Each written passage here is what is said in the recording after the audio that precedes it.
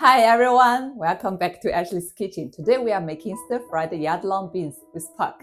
Look at their beautiful color, glossy, fragrant, and full of flavor.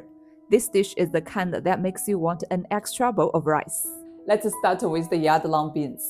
I've cut them into short sections. Add about 1 teaspoon of salt. Give them a quick rub and let them sit for 5 minutes. This little trick helps the beans soak up flavor later, because honestly, yardlong beans on their own can be a bit plain. Next, I've got some skinless pork belly here. Just slice or shred it, whichever you prefer. And for aromatics, a bit of chopped green onion, minced garlic, and some red chili for color and heat. Totally optional if you don't do spicy. Now let's give our beans a quick steam. Spread them evenly in the steamer. Brush a little oil on top.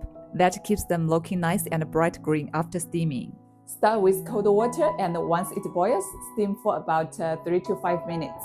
Time's up! Look at their color, perfectly green and crisp. Set them aside for now. In the hot wok, add your pork belly.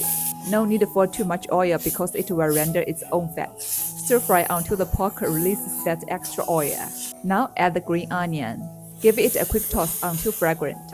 Then sprinkle in 1 teaspoon of Chinese dirty spice powder. The aroma is amazing. Splash in 1 tablespoon of cooking wine to lift everything up, and keep stir-frying. Next, toss in the steamed yardlong beans. Add 2 tablespoons of light soy sauce. Stir it all around.